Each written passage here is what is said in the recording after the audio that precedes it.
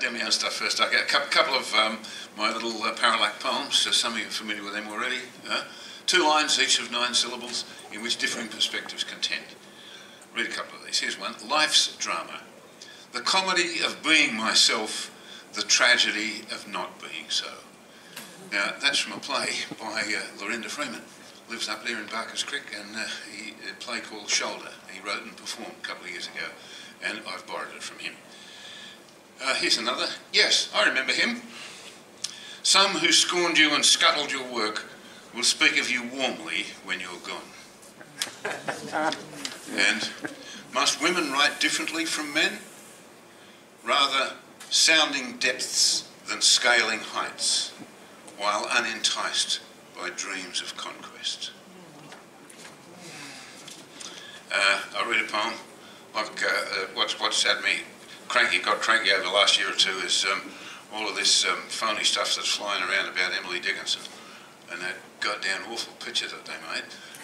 It was just, I mean, it was historically false, I think, and it was artistically, it was a betrayal of Dickinson's spirit as well as her work. Yes? Can you turn the microphone up a little? Yeah, right. Okay. How's that? Okay. Okay. So this is the 3rd month straight that you've slammed this film. It's worth seeing. Well, yes. So we're going to have an argument about it. Have I done that before? Oh, then I've probably read this to you before too. Then. Do it again. All right. Okay. It's addressed to Emily Dickinson. Thou still unravished bride of Amherst, swathed in scholars' speculations, keep thy secrets. No fury more sedate than thine, none more shrewdly yet remark the commonplace divine. Logic cannot sound that lucid mystery, thy cryptic joy stood brow to brow with beauty, made obeisance erect to awe. Thy paraphrase can scarce be writ, as fewer, more. Is there room within that carriage whose steeds turn towards eternity?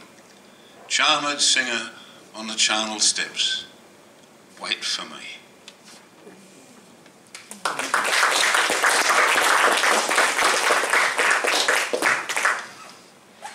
Now I can now read Kristen Titler's. The shadow of your smile. It was never meant for me, that smile. I caught its edge, a steep angled line, casting my shadow short on the concrete promenade. Upon my back, dazzling teeth bear lightly their hunger, and at feet a nibbled stencil frown, the shape of me.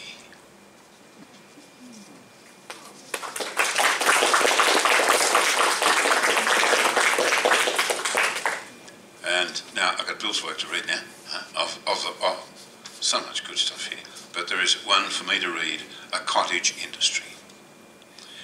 Mary, Mary, tell me true, how doth thy garden grow?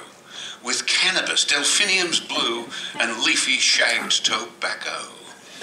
But Mary, dear, if excise learnt of how you tend thy plot, well, if they do, my income's burnt and truly swept to pot. Plus budgets will be blown to hell, thence pickers laid aside, and we'll be duly forced to sell this cottage, and thus cottage trading died. And what becomes of poppy seeds we planned for future years? To meet our clients' addicts' needs of heroin, nasal tears? Oh, then there's beds of hollyhock, where deadly nightshades bloom.